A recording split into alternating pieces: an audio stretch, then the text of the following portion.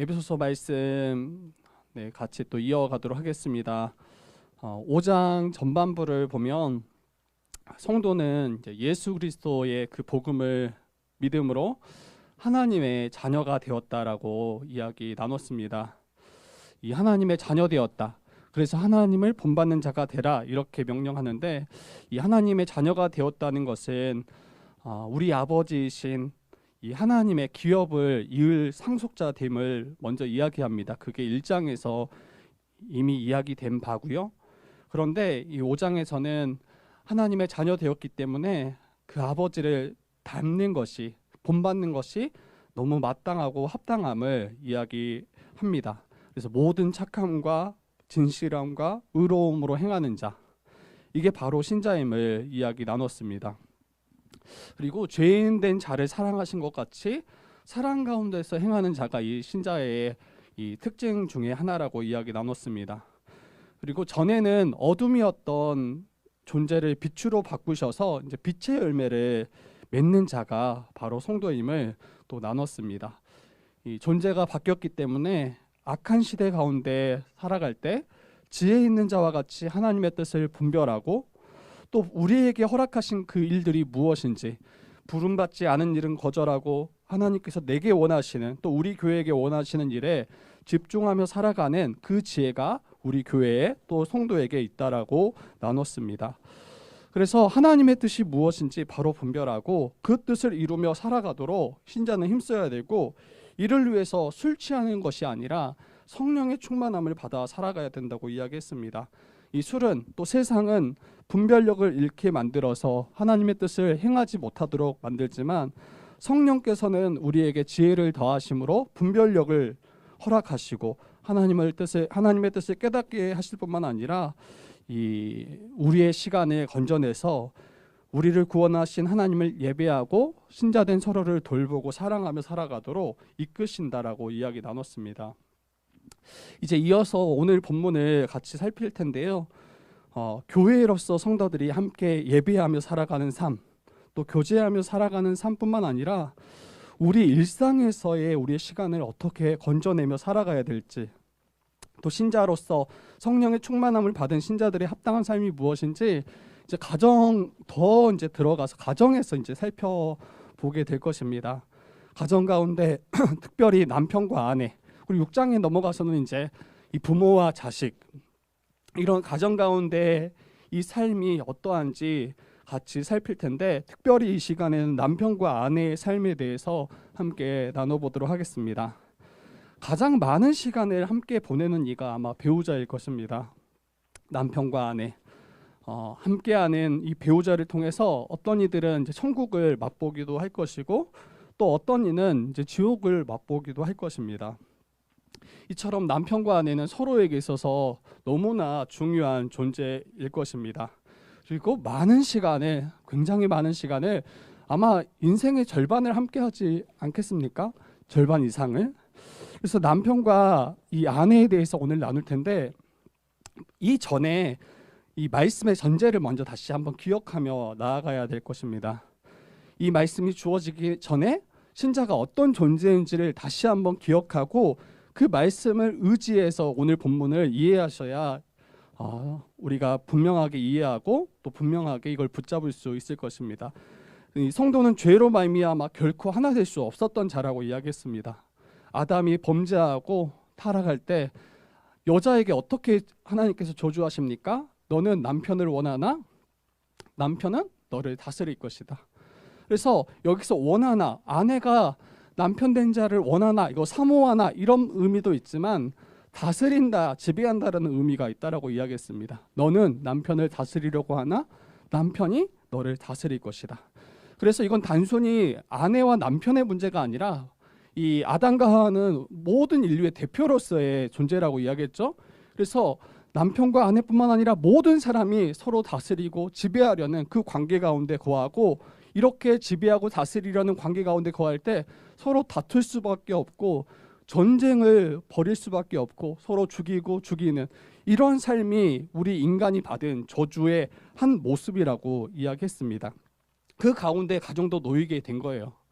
그 가운데 남편과 아내가 관계를 갖고 있는 거예요. 그래서 결코 하나 될 수 없는 존재가 본래 우리 인간들이에요. 죄로 말미암아. 남편과 아내도 어때요? 서로 사랑하고 또 사랑하기를 약속하고 평생 그를 위해서 또 그녀를 위해서 힘써 살아가겠다라고 우리가 다짐하지만 너무 많은 가정들이 그 안에서 고통을 겪고 또 다투고 싸우고 시기하고 미워하는 그런 삶들을 살아가는 것을 많이 보게 됩니다.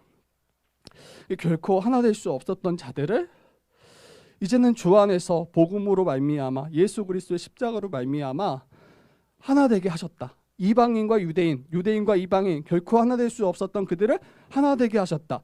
그 안에 그 십자가 복음 안에 가정도 함께 구속함을 받고 하나님 나라의 그 복된 삶을 다시 찾고 회복됐음을 이것을 먼저 전제하고 우리가 이 말씀을 들어가야 될 것입니다.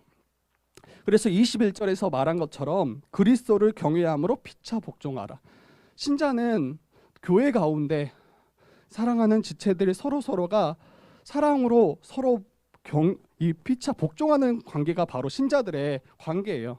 예수 그리스도를 우리의 왕이신 우리의 주이신 그 주님을 경외함으로 그분을 두려워함으로 우리가 서로가 피차 복종하는, 하나님께서 이것을 명하시고 우리를 그런 존재로 바꾸셨기 때문에 이렇게 서로 복종하고 섬기며 살아가는 삶이 마땅하잖아요. 근데 그분을 경외함으로 우리가 서로 피차 복종하는데 이게 가정 안에서도 회복됐음을 이야기하는 것입니다. 가정에서 남편과 아내가 서로 피차 복종하며 섬기며 살아가는 존재가 바로 남편과 아내 배우자임을 성경은 이야기하는 것입니다.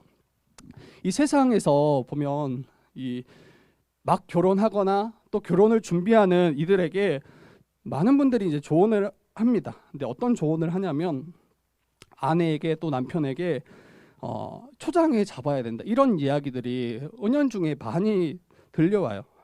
이게 서로의 어떤 잘못된 일을 마주했을 때 그것을 그냥 넘어가지 말라는 거예요.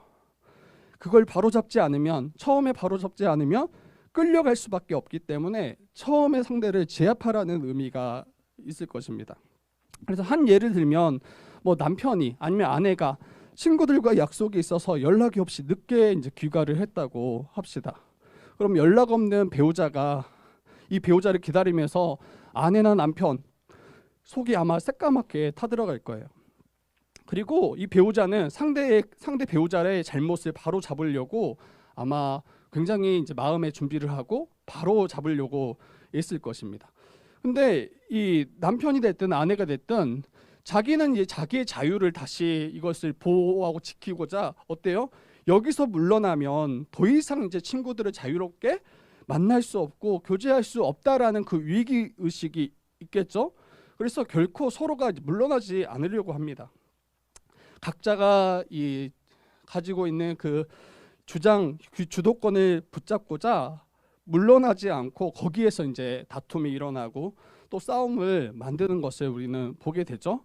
근데 이런 문제뿐만 아니라 삶의 모든 부분에 있어서 서로가 서로의 주도권을 주장하기 위해서 이제 피터지게 싸우며 다투는 모습들을 가정 안에서 또 남편과 아내가 이런 싸움들을 싸우며 치러가는 것을 보게 되는 거죠.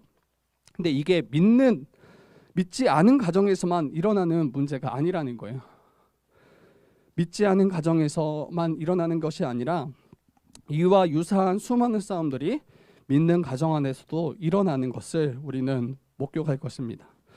이제 그렇다면 믿는 부부들은, 그리고 혹 한쪽만 믿는 분들이 있을 거예요. 어떤 가정에서는 아내만 믿는다거나 남편만 믿는다거나. 근데 이렇게 믿음을 가진 성도들은 또 그 남편과 그 아내는 어떻게 서로를 대해야 하며 어떻게 살아가야 될지 오늘 말씀은 분명하게 이야기를 합니다. 우리 한번 같이 말씀 22절 한번 읽어볼까요? 22절입니다. 같이 읽어보겠습니다. 시작. 아내들이여 자기 남편에게 복종하기를 주께 하듯 하라. 네, 먼저 바울은 아내들에게 먼저 이야기하고 권면합니다. 아내들에게 이렇게 이야기하죠. 자기 남편에게 복종하기를 주께 하듯 하라. 여기서 주는 누구입니까? 여기서 주? 단순히 주인이 아니에요. 단순히 상사가 아니라 여기서 주는 예수 그리스도를 말씀하고 있는 거죠. 우리의 주 대신 예수 그리스도. 아내들은 자기 남편에게 복종하기를 우리 주 예수 그리스도에게 복종하듯 하라고 바울은 권면하고 있습니다. 복종한다는 것은 그분의 이제 종됨을 이제 고백하고 인정하는 거죠.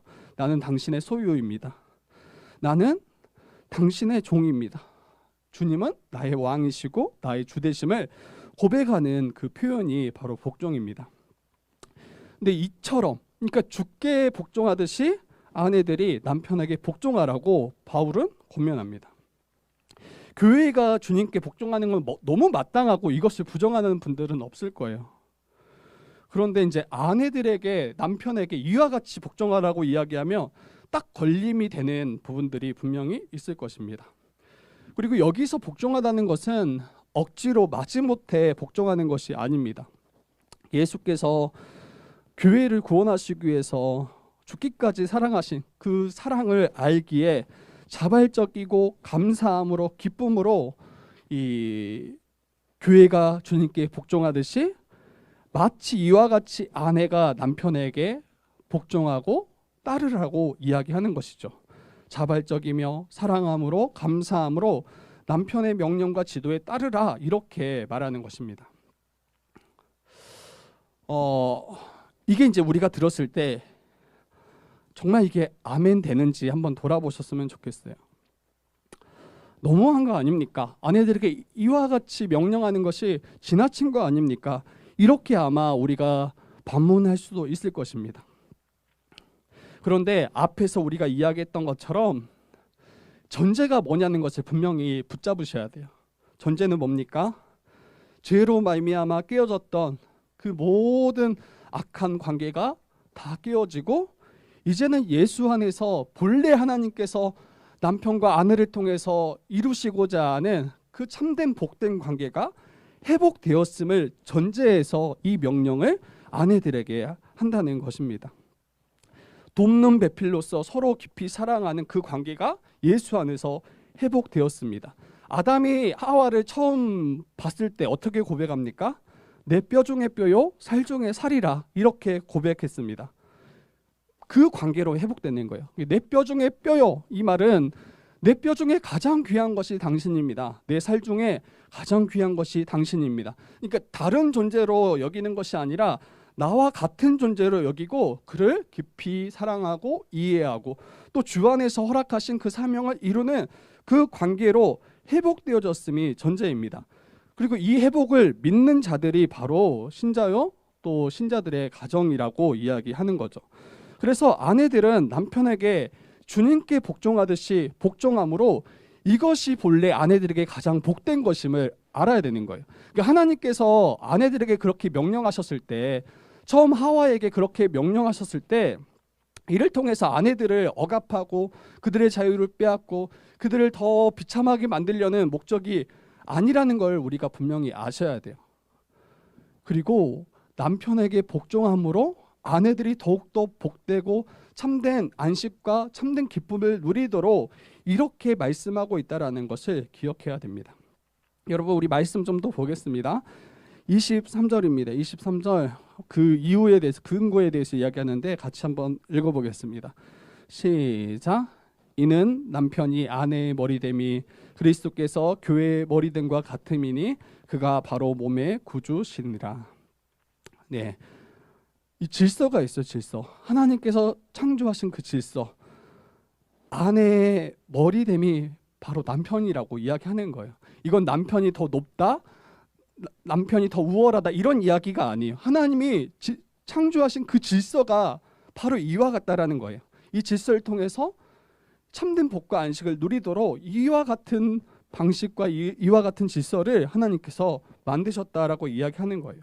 마치 그리스도께서 교회의 머리됨과 같이 그리고 그 그리스도께서 교회의 구주이심과 같이 이 남편에게 그 역할을 감당하도록 허락하셨음을 기억해야 됩니다. 이 남편이 아내의 머리됨, 여성을 비하하는 그런 표현이 아니에요. 남녀의 그 성차별을 말하는 게 아닙니다. 하나님이 천지를 창조하실 때 이 남편을 통해서 여자의 머리가 되게 하시고, 이 머리라는 것은 이제 이 근원이라는 의미가 있어요. 마치 아담의 갈빗대를 취해서 여자를 창조하셨던 것처럼 남편으로부터, 아담으로부터 여자가 창조되었던 것처럼 그 둘이 한 몸이다, 이것을 강조하는 표현이기도 하고, 두 번째로는 어떠합니까? 이 머리는 통치를 의미하기도 해요. 통치. 그래서 하나님께서 남편을 아내의 머리로 세우셔서 그 가정을 다스리고 그 가정의 크고 작은 일들을 결정하고 방향을 나아가도록 하는 것이 바로 남편에게 허락하신 이 역할이라고 이야기하는 거예요. 이 말은 이제 오해하시면 안 돼요. 아내들이 무조건 남편의 말을 복종하고 순종하라는 그 말은 아니에요. 만약에 남편이 복음을 떠나고 남편이 하나님의 주대심, 주님의 예수 그리스도의 주대심을 부정할 때 어때요? 그걸 동의하거나 그걸 따라갈 수는 없어요. 여기서 말하는 남편의 말에 복종하고 순종하라는 말은 돕는 배필로서 서로 상의하고 또 논의함으로 같이 이 방향들을 결정하고 이야기할 수 있어요. 그런데 그 모든 문제에 이 결정권을 남편에게 넘기는 거예요. 남편에게 그 일들을 결정하고 가져갈 수 있도록 그 결정권을 위임하는 거예요. 그래서 아내는 이것을 인정함으로 이제 남편의 명령과 지도를 인정하고 그것을 자원함으로 따라가는 것, 이게 바로 이 아내들에게 명령하는 것입니다. 우리의 몸을 한번 생각해 보세요. 우리의 몸, 여기서 머리와 몸이라고 이야기했는데, 이제 머리가 어떤 결정을 내리고 또 어떤 생각을 하게 될 거 아니에요? 이제 우리의 신체를 봤을 때. 근데 이제 몸이 머리에게 이렇게 묻는다고 합시다. 왜 너만 생각하냐? 왜 너만 결정하냐? 이렇게 묻지 않는다는 거예요. 한 몸이라면. 머리가 그 역할을 감당함으로 또 모든 몸이 머리의 통제를 받음으로 이 통제받는 그 몸을 차별했다라고 이야기하지 않아요. 우리의 몸을 보면. 머리가 머리의 역할을 감당함으로 모든 몸을 유익하게 하는데 힘쓸 것이 분명하기 때문이에요. 이게 머리가 결정할 때 우리 몸에 이게 뭔가 유익이 안 되는 쪽으로 결정한다라면 거기에 대해서 제동이 걸릴 수밖에 없죠. 그런데 어때요? 일반적으로는 머리가 어떤 방향들을 결정하고 생각할 때 그 몸을 위해서, 전체를 위해서 그런 결정을 내린다라는 것을 일단은 이거를 인정하셔야 될 것 같아요. 그리고 주님께서는 이 죄로 말미암아 깨어진 관계를 하나 되게 하심으로 이 남편의 머리됨을 회복하셨다, 이걸 믿으셔야 돼요. 남편의 머리됨을 죄를 깨트리고 회복시키심으로 남편의 머리됨을 회복시키셨다, 이렇게 우리가 이해하시고 믿어야 됩니다. 우리 한번 말씀 더 한번 볼게요. 24절 한번 더 읽어보겠습니다. 24절입니다. 같이 읽어보겠습니다. 시작. 그러므로 교회가 그리스도에게 하듯 아내들도 범사에 자기 남편에게 복종할지니라. 네, 주님께서 죄로 말미암아 깨어진 관계를 하나 되게 하심으로 그 머리됨도 회복시키셨다. 예수 그리스도께서 교회인 성도를 죄와 모든 형벌로부터 구속하셨던 것처럼, 그래서 그 교회와 연합하셔서 신랑 되시고 신부 되셨던 것처럼 바울은 어때요? 아내를 위해서 남편이 그리스도와 같이 그와 연합함으로 이 참된 복과 안식을 누리도록 그 부부를, 이 제도를 허락했다라고 이야기하는 겁니다. 교회를 구속하심으로 그리스도와 교회가 하나 되어져서 예수가 머리 되시고 교회는 그의 몸이 되어서 그 그리스도의 충만함을 누리는 것처럼, 이와 같이 남편이 아내를 위해서 그를 구속하고 그를 건져내므로 그의 머리가 됨으로 아내를 더욱더 복되고 충만하게 하도록 하는 것이 바로 이것이 이제 아내들에게, 남편에게 복종하라는 그 전제가 깔려 있음을 우리는 기억하셔야 돼요. 그리고 이거는 잘 보시면 남자에게 복종하라는 말이 아니에요. 누구에게 복종하라고 이야기하냐면 자기 남편에게 복종하라. 24절에서 그렇게 이야기하죠. 아내들도 범사에 자기 남편에게 복종하라. 그래서 이것이 회복된, 죄로 말미암아 깨어진 관계가 회복된 그 가정에서의 자연스러운 모습이고 합당한 모습임을 성경은 이야기합니다. 여러분, 가정 가운데 아내들이 남편을 머리로 인정할 때 어떻게 될까요? 그때 이제 싸움이 그칩니다. 그때 싸움이 그칩니다. 가정 가운데 아내들이 남편을 머리로 인정할 때 싸움은 그친다. 이것이 있을 때 창조 때 본래 하나님이 만드시려고 했던 그 가정의 모습으로 회복되고 돌아가는 거예요. 이것이 있을 때 남편이 남편으로서의 역할을 감당할 수 있는 거예요. 또 이것이 있을 때 가정이 화평하며 그 가정 가운데 자라나는 아이들이 건강하게 자라갈 수 있을 거예요. 그래서 아내들에게 남편에게 복종하라고 바울은 권면하고 있습니다. 이것이 결코 아내된 자들을 억압하거나 고통케 하는 일이 아니라 이것을 통해서 남편에게 복종함을 통해서 그 남편은 어때요? 더 가정을 위해서, 더 아내를 위해서 더 열심으로 그를 건져내고 그를 온전케 하는 일에 힘쓸 것이기 때문입니다. 이게 아내들에게 위한 일인 거예요. 아내들에게 복종하라고 이야기하지만 결과적으로는 이게 아내들에게 더 복되고 이것이 가정을 온전케 하는 길임을 성경은 이야기합니다. 이 교회에 이제 여성분들이 많이 있잖아요. 근데 이런 말씀을 들으면 어떨까 궁금하긴 해요. 이제 나중에 설교 나눔 때 이야기를 더 나누겠지만 만만치 않은 그런 말씀이잖아요.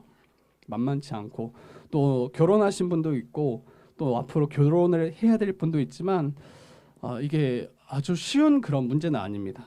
그런데 앞에서도 이야기했던 것처럼 신자가 그런 존재로 회복되었고 이것이 우리를 복되게 하는 것임을 믿는다라면 어때요? 이와 같이 순종하며 살아가는 것이 합당할 것입니다. 그리고 그 안에서 이게 정말 분명하다, 이게 옳다, 그리고 이게 얼마나 하나님의 그 지혜가 이 안에 담겨 있는지 우리가 인정하게 될 것입니다. 여기서 이제 말씀이 끝나면 남편들은 뭐 한편으로는 뭐 다행이다. 역시 하나님 우리를 더 귀하게 여기시고 역시 아내가 문제야. 이렇게 아마 끝나겠죠? 근데 그렇지 않아요. 남편에게 먼저 이야기하지 않은 것이 저는 도리어 남편들이 더 큰 부담을 느끼겠구나라는 생각을 하게 돼요. 여러분 보세요. 일반적으로 보면 그 교회와 예수 그리스도의 관계, 이제 교회를 그리스도의 신부라고 이야기하고 예수 그리스도를 이 신랑이라고 이야기하잖아요. 근데 본래 교회는 죄로 말미암아 타락하고 여전히 좀 형편없는 그런 모습이잖아요. 그런데 그 예수께서 그를 건지셔서 회복시키고 온전케 하시는 것이 이게 우리 구원의 그 그림이잖아요. 근데 남편을 예수 그리스도와 빗대어서 이야기한다는 거예요. 그러면 먼저 어때요? 그 아내들을 위해서 주께서 수고하고 헌신한 것처럼 먼저는 그리스도께서 우리를 위해서 행하셨던 것처럼 남편에게도 마찬가지라는 이야기가 이 안에 있는 것 같아요. 남편에게 먼저 그리스도와 같이 그렇게 사랑으로 섬기고 또 그를 온전케 하라. 이게 이제 후반부의 이야기인데 물론 순서는 큰 의미는 없습니다. 둘 다 죄 아래 고하는 존재였고 둘 다 주님의 주되심을 부정했던 존재였기 때문에 둘 다 힘쓰는 게 맞아요. 그렇지만 무게에 있어서 여자들에게만 너무 큰 짐을 지어주거나 남편들에게는 좀 덜 짐을 지어주거나 이런 모습은 아니라는 것을 좀 생각해 보면서 한번 말씀을 보면 좋을 것 같아요. 우리 25절 한번 읽어볼게요. 25절 같이 읽어보겠습니다. 시작. 남편들아 아내 사랑하기를 그리스도께서 교회를 사랑하시고 그 교회를 위하여 자신을 주신같이 하라. 네, 앞에서 이야기했던 것처럼 아내들에게만 이야기하고 딱 그쳤더라면 아마 여성분들이 마음이 굉장히 많이 무거웠을 거예요. 그런데 그렇지 않다는 거. 그렇지 않고 21절에서 그리스도를 경외함으로 피차 서로 복종하라라고 이야기했던 것처럼 남편들에게도 아내에게 복종하라고 이야기합니다. 근데 그 표현 방식이 달라요. 그 표현 방식이 어떻게 이야기합니까? 아내 사랑하기를 그리스도께서 교회를 사랑하시고 그 교회를 위하여 자신을 주신같이 하라. 주님께서 왕이신 그 주님께서 오실 때 가장 낮은 자리에 오셔서 이 종이 되셨잖아요. 우리의 종 되셔서 우리를 섬기셨던 것처럼 남편들에게도 말해요. 남편들에게도 그리스도께서 교회를 사랑하신 것처럼 아내를 그와 같이 사랑하라. 이게 이제 남편이 아내를 복종하는 그런 모습입니다. 이 바울이 이 편지를 쓰는 그 당시 좀 상황을 살짝 살펴보면 그 당시 여성의 주의는 굉장히 낮습니다. 굉장히 낮고 인격적으로도 대우하지 않았다라고 이야기해요. 이 남편들의 이제 재산의 목록 중 하나라고 이야기합니다. 우리 뭐 1900년도 뭐 초반이나 그 이전 뭐 1800, 1700년도 한국만 봐도 어때요? 여성의 지위가 굉장히 낮아요. 그런데 이거 고대 시대 뭐 거의 이제 뭐 BC 뭐 AD 그 초창기 그 시대 보세요. 얼마나 더하면 더하지 덜하진 않았을 거예요. 그래서 그 당시에는 남편들에게 순종하는 게 마땅한 일이에요. 그 당시에는 여성들이 재산의 목록 중에 하나로 여기고 당연히 남편에게 순종하는 것이 그 당시 사회적 흐름이에요. 혹 남편의 말을 따르지 않는다면 쉽게 버림받거나 큰 고통을 이제 가정 가운데 아마 겪었을 거예요. 그리고 그 가정 안에서 아내의 역할은 분명해요. 이제 남편을 섬기고 또 자녀들을 돌보고 이게 이제 아내의 주된 역할이었을 거예요.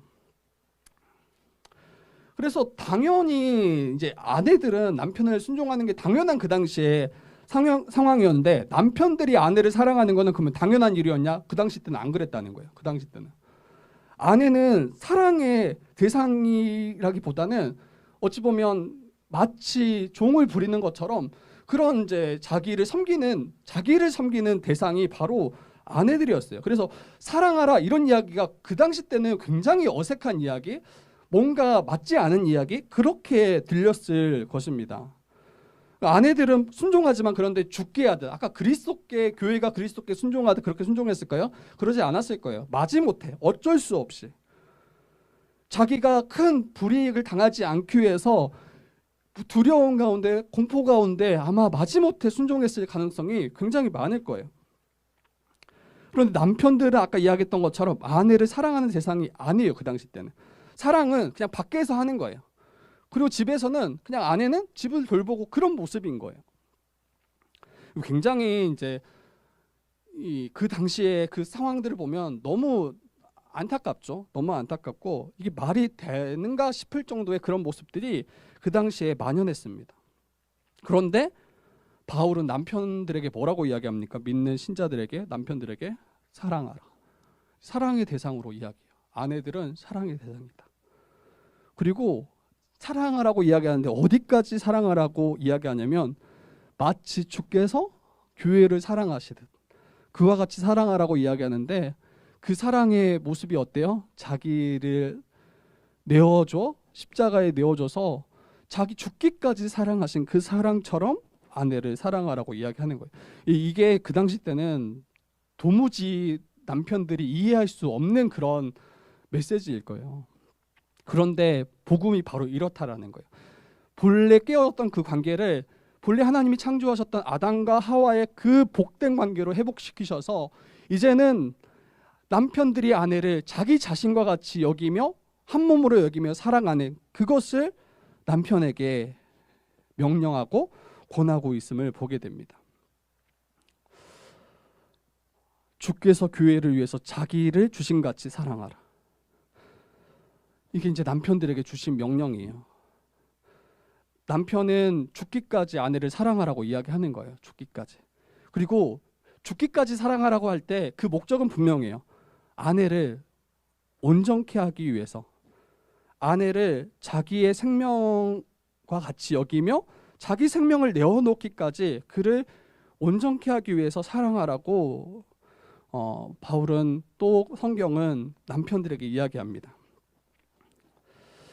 주님께서 신부된 교회를 깨끗게 하셨던 것처럼 여기 말씀 더 볼까요? 말씀 보면 이렇게 이야기합니다. 26절에 이는 곧 물로 씻어 말씀으로 깨끗하게 하사 거룩하게 하시고 자기 앞에 영광스러운 교회로 세우사 티나 주름 잡힌 것이나 이런 것들이 없이 거룩하고 흠이 없게 하려 하심이라. 예수께서 교회를 이와 같이 행하셨던 것처럼 주님께서 신부된 교회를 깨끗게 하고 거룩해 하고 영광스럽게 행하셨던 것처럼 남편들은 아내를 사랑하라 이야기합니다. 그러니까 남편을 통해서 아내가 더욱더 거룩하게 세워져 가도록 남편이 섬겨야 되는 거예요. 남편들을 통해서 아내가 더욱더 영광스러워질 수 있도록 섬기라고 이야기하는 거예요. 남편들을 통해서 아내가 더욱더 깨끗함으로 나아갈 수 있도록 섬기라고 이야기하는 것입니다. 영적으로 육적으로 아내가 거룩하고 영광스럽게 자라가도록 남편들은 아내를 섬겨야 되는데 그 섬김의 모습이 어떤 모습일까요? 하나님의 말씀을 함께 나누고 또 아내를 위해서 기도하는 그런 모습이겠죠. 육적으로 온전해지도록, 영적인 것뿐만 아니라 육적으로 온전해지도록 아내를 돌보며 아내를 사랑해야 되는 것이죠. 그래서 아내가 뭐 어떤 아내를 위해서 어떤 돈을 쓰는 거에 대해서 아까워하시면 안 돼요. 남편분들이 이해되시죠? 이제 어떤 보면 너무 이제 아내를 위해서 쓰는 거에 너무 아까워하시는 분들이 있더라고요. 물론 이제 지나친 과소비는 안 됩니다. 그런 이야기가 아니라 마땅히 아내를 위해서 써야 될 것이 있는데 그거에 대해서 아까워하는 것은 말이 안 되는 거죠. 남편을 통해서 아내가 더욱더 아름다워지고 더욱더 성숙해질 수 있도록 남편은 육적인 일이나 또 영적인 일에 힘을 다해야 함을 이야기하는 것입니다. 그래서 남편을 만나서 그 아내가 더욱더 그 인생이 아름다워진다라면 이제 결혼을 잘하시고 그 결혼이 얼마나 복된지 우리가 고백할 수 있겠죠. 여러분, 근데 이게 아내나 남편이나 어떻게 이렇게까지 사랑하고 섬길 수 있는지 다시 한번 생각해 보셔야 될 것 같아요. 28절에서 이야기하는 것처럼 남편들이 이렇게 사랑할 수 있는 것은 자기 자신과 같기 때문이에요. 남편들도 자기 아내 사랑하기를 자기 자신과 같이 할지니 본래 하나님께서 아담의 갈비뼈를 취하셔서 하와를 만드셔서 한 몸으로 창조하셨던 것처럼 이게 회복됐기 때문에 남편이 아내를 자기 자신과 같이 여기고 그를 사랑할 수 있는 거예요. 29절의 이야기 또 합니다. 누구든지 언제나 자기 육체를 미워하지 않고, 자기 자신을 미워하는 사람은 거의 없어요. 근데 미워하는 것처럼 보이지만 실제 그것도 자기를 사랑해서 그런 거예요. 막 자기를 학대하시는 분들 있잖아요. 자해하시는 분들 있잖아요. 근데 그 자기 상황을 이게 그 상황 가운데 자기가 고통당하는 걸 견디지 못하는 거예요. 그래서 그 상황에서 도피하고자 자기를 보호하고자 그렇게 자해하고 또 어려운 가운데 들어가는 분들이 있어요. 근데 이것도 그 근본에는 자기 사랑이 깔려 있어요. 자기 사랑에. 누구도 자기를 사랑하지 않는 사람은 없어요. 그런데 29절에서 말씀했던 것처럼 남편이 아내를 자기와 같은 존재로 여기고 한 몸으로 여긴다면 어때요? 미워할 수 없는 거예요. 근데 이제 가정 안에서 남편이 아내를 너무 미워하고 또 아내가 남편을 너무 미워하는 이게 본래 신자된 그 가정 안에서는 거의 불가능한 일인데 혹여나 이제 이런 모습들로 우리가 살아가고 있더라면 다시 정말 이제 복음을 우리가 듣고 또 그 복음을 다시 믿는 것이 필요할 것입니다. 오직 양육하여 보호하기를 그리스도께서 교회의 함과 같이 행하라 이렇게 이야기합니다. 30절에 우리는 그 몸의 지체임이라. 그렇죠. 한 몸이라는 거예요. 남편과 아내가 한 몸이기 때문에 남편이 아내를 자기와 같이 사랑하는 것이 합당함을 다시 이야기합니다. 그러면 남편이 아내를 주께서 사랑하신 것처럼 사랑할 때 어떤 유익들이 있을지도 한번 생각해 봤으면 좋겠어요. 앞에서 아내가 남편에게 주께 하듯 복종하는 것이 이것이 아내에게 복된 일이라고 했잖아요. 이게 남편이 남편으로서의 그 역할을 온전히 감당할 때 이게 남편에게만 뭔가 유익이 되고 남편이 높아지는 것이 아니라 이게 아내에게도 큰 유익이고 이게 하나님이 본래 가정에게 주셨던 그 복을 누리는 통로라고 이야기했던 것처럼 남편이 아내를 주께서 사랑하신 것처럼 사랑할 때 그 가정이 어떠해질지 한번 생각해 보시면 좋을 것 같아요. 일단은 아내는 육체적으로 영적으로 강해질 겁니다. 남편이 그 아내를 위해서 수고하고 사랑으로 섬기고 그의 부족함들을 채워주고 또 돌보고 섬길 텐데 그 아내가 육체적으로 또 영적으로 강해지는 것은 마땅한 일인 거예요. 아내들은 영적으로 성장해서 말씀의 그 부요함과 성령의 은혜 가운데 살아가게 될 거예요. 그리고 아름다운 열매들을 아마 맺게 되겠죠. 그리고 이 온전해지고 성숙해진 이 아내가 결과적으로 이 풍성함을 가지고 어떻게 살아가냐면 남편을 위해서도 살아간다는 거예요. 남편이 아내를 사랑함으로 아내가 성숙해지고 온전해질 때 그 성숙함과 온전함을 가지고 자기 머리된 남편을 위해서 사용하고 그 남편이 그 모든 열매를 함께 먹고 마실 거라는 거예요. 그리고 남편은 어때요? 또 아내를 더 사랑하겠죠. 그 아내를 통해서 너무 풍성함을 또 충만함을 남편이 맛보고 누릴 것이기 때문에. 남편 스스로는 아름답고 풍성한 삶을 이룰 수 없어요. 요즘 보면 어때요? 결혼하지 말자. 이게 이제 젊은 세대에 굉장히 이제 많이 이야기되고 팽배해요. 이게 큰 유익이 없다라는 거예요. 결혼에. 결혼하고 나서 자기의 삶을 대부분 이 자유를 잃어버리고 이제 돈 버는 기계로 전락했다. 이게 이제 오늘날 젊은 사람들. 그래서 결혼하지 말라. 자유가 없다. 막 이렇게 이야기를 합니다. 그런데 성경의 관점에서는 틀린 말이에요. 남편 스스로는 그 남자 홀로는 아름답고 풍성한 삶을 결코 이룰 수 없어요. 남편 스스로 아마 자신을 사랑하겠죠. 남자 홀로 자기를 사랑하겠죠. 자기를 위해서 희생하고 자기를 위해서 열심히 살겠죠. 그런데 아내가 이 성숙함으로 자라간 아내가 남편을 위해서 또 사랑으로 수고하고 섬기는 것과 비교했을 때는 결코 비교할 수 없어요. 문제는 뭡니까? 이제 서로 죄됨으로 서로가 지배하고 다스리려는 그 구조 가운데 남편과 아내가 있을 때는 방금 그 세상에서 말하는 그분들의 이야기가 마치 맞는 것처럼 우리가 느낄 수 있겠지만 우리가 말씀 안에서 회복된 그 가정으로 살아갈 때는 어때요?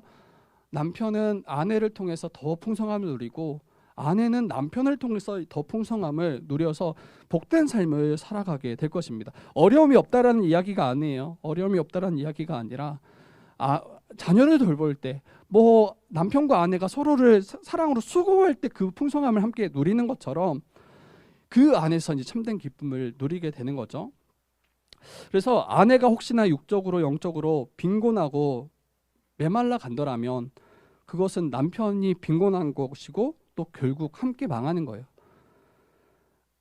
아내는 아마 이제 남편에게 복종하지 않을 것이고 남편을 향해서 원망할 것이고 또 그렇게 가정 가운데 살아가게 된다면 그 아내가 맺게 된 쓴 열매를 남편도 함께 먹게 될 것입니다.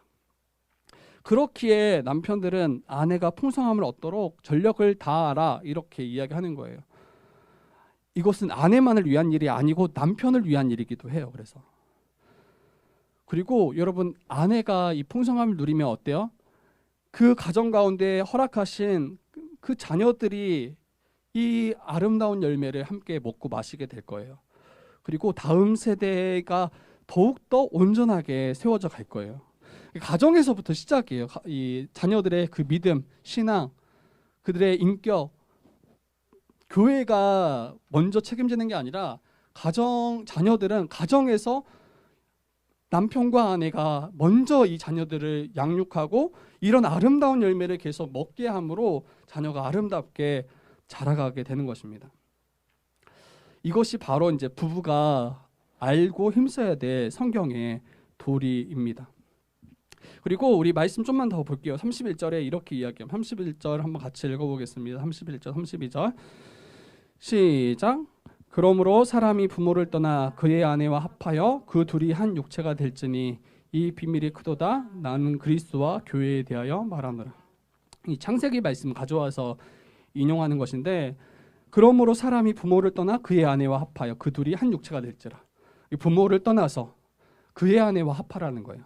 뭐 남편도 마찬가지고 여자도 마찬가지예요. 만약에 결혼을 통해서 부부가 된 남편과 아내가 이 서로가 한 몸을 이루어서 함께 이러한 삶을 살아가지 않고 부모에게 또 의탁하거나 참된 독립을 이루지 못한다면 어때요?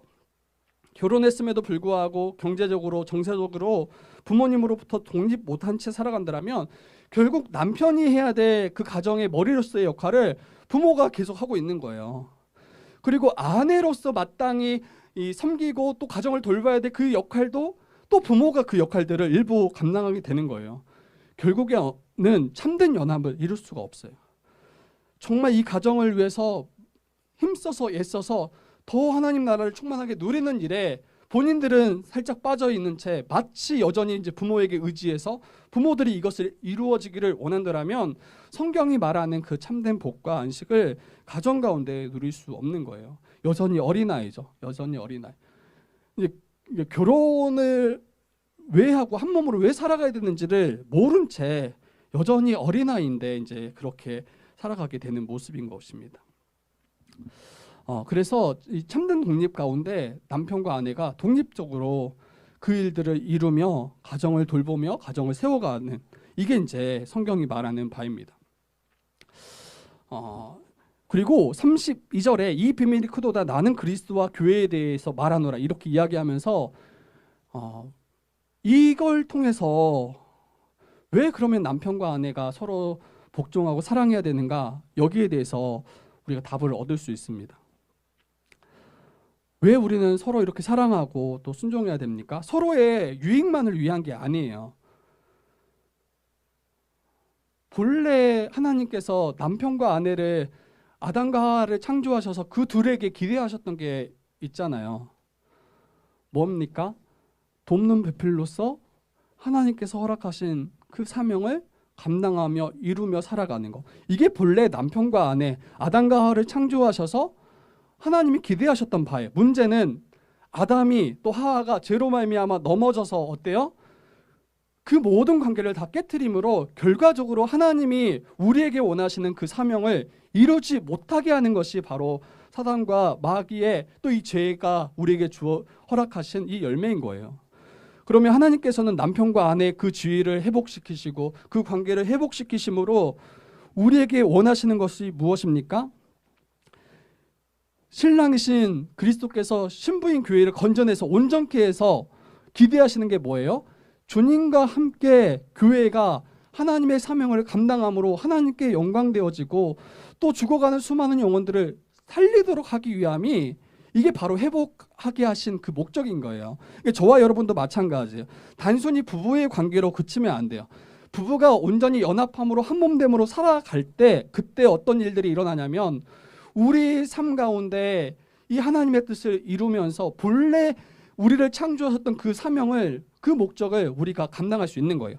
만약에 이 가정이 무너지고 이 관계가 깨트리고 여전히 죄 아래에서 서로 다투고 서로 미워하며 살아가는 그런 모습이 가정이라면 어때요? 하나님의 뜻을 이룰 수 없어요. 하나님이 주신 그 사명에 집중할 수 없고 그것들을 이루어갈 수 있는 여유가 없는 거예요. 그래서 교회를 통해서 예수 그리스도가 그 교회를 회복시키고 온전케 하심으로 다시 하나님 나라의 그 시작을 우리에게 허락하셨던 것처럼 새 역사, 새 창조를 주님께서 우리를 회복시키심으로 허락하셨던 것처럼 아내는 남편을 사랑함으로 그를 온전케 함으로 주님께서 가정과 교회 가운데 허락하신 그 사명을 함께 감당하는 것이 바로 이 아내가 남편을 복종하고 또 아내가 남편이 아내를 사랑하는 것. 이것이 이거의 이제 목적인 거죠. 잘 설명이 됐나 모르겠네요. 그러니까 여러분 이제 설교 나눔할 때 다시 이제 이야기를 하겠지만 어때요? 이게 단순히 남편이 아내를 주님께서 교회를 사랑하신 것처럼 사랑하라. 이건 아내를 위한 거다. 요 이야기하는 게 아니라는 거예요. 단순히 아내가 남편을 죽게 하듯 복종하라. 단순히 이 이야기하는 게 아니라는 거예요. 이 둘이 서로 이렇게 돕는 배필로서 한 몸으로 살아갈 때 그때 본래 하나님이 이 부부를 통해서 또 교회를 통해서 이루시고자 하는 하나님의 사명을 감당할 수 있다라는 거예요. 이 비밀이 크도다 나는 그리스도와 교회에 대하여 말하노라. 그렇기 때문에 33절에서 이야기하는 것처럼 너희도 각각 자기의 아내 사랑하기를 자신같이 하고 아내도 자기의 남편을 존경하라 이렇게 이야기합니다. 이게 바로 신자의 가정의 모습인 거예요. 단순히 서로의 기쁨과 즐거움을 위해서 여러분 그걸 이루기 위해서 결혼하시면 안 되는 거예요. 본래 우리가 이제 믿음을 갖기 전에 또 주님을 알기 전에는 대부분 이 결혼을 왜 합니까? 자기의 어떤 이익을 극대화시키기 위함이에요. 이 사람을 통해서 나의 행복을 더욱더 배가시키기 위함이죠. 이게 나쁘다는 이야기가 아니에요. 문제는 본래 부부를 통해서 하나님이 기대하셨던 그 목적을 잃어버린 채 서로의 즐거움만을 추구하고 서로의 유익만을 구할 때 결국은 또 자기 유익만을 구하게 되는 모습이에요. 그래서 결국 싸우고 다투고. 그런데 주님 주시는 그 사명을 목적으로 살아가는 부부라면 어때요? 이를 위해서 남편은 아내를 더 사랑할 것이고 또 이를 위해서 아내는 남편을 더 복종할 것이에요. 왜? 이게 바로 하나님 나라에 우리에게 허락하신 그 복을 이루는 길이고 또 사명을 이루는 길이기 때문이에요. 이제 말씀을 마칠 텐데요. 여러분 이제 우리가 생각해 보셔야 돼요. 나는 왜 남편을 주님께 아들 복종하지 못하는가? 이거는 이제 앞으로 결혼하실 분도 마찬가지예요. 그리고 교회에서도 마찬가지예요. 왜 나는 다른 지체를 그를 높이지 못하고 섬기지 못하는가? 나는 왜 아내를 주께서 교회를 사랑하신 것처럼 사랑하지 못하는가? 교회 가운데 피차 복종하지 못하는 이유가 무엇인가? 한 몸이라고 믿지 못하고 또 서로를 한 몸으로 대하지 않기 때문일 거예요. 여전히 나의 유익을 위한 도구 정도로 우리 지체를 여기거나 아내와 남편을 여길 수 있기 때문이에요. 정말 남편과 아내가 주 안에서 회복된 한 몸임을 서로가 믿는다라면 남편은 아내를 위해서 사랑으로 수고할 거예요. 그의 연약함을 위해서 이제 기도하겠죠. 남편의 사랑의 수고를 통해서 아내가 온전케 되는 것을 기뻐할 것입니다. 아내도 마찬가지예요. 남편을 위해서 기도하는 것이 아내의 역할이에요. 남편이 머리 다워야 복종하는 것이 아니에요. 하나님께서 그리스도를 통해서 머리로 회복시키셨기 때문에 그것을 인정하고 그를 여겨주는 거예요.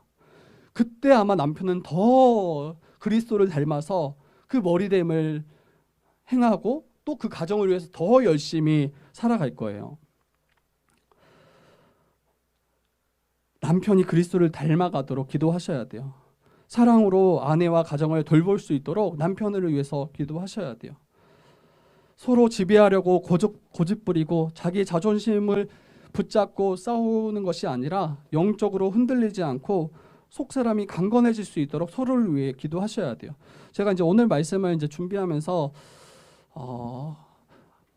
배우자를 위해서, 아내를 위해서 기도하지 못했구나를 많이 좀 보게 됐어요.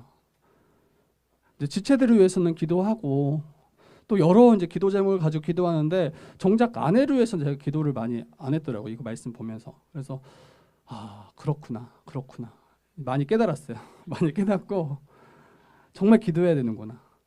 전에는 이제 연약함을 보이면 이제 그 연약함을 이제 비판하고 그것을 나무랄 때가 많이 있어요. 근데 이게 아니구나를 알았지만 실천하지 않고 사랑하지 않았던 그런 모습들을 보게 되는 것 같아요.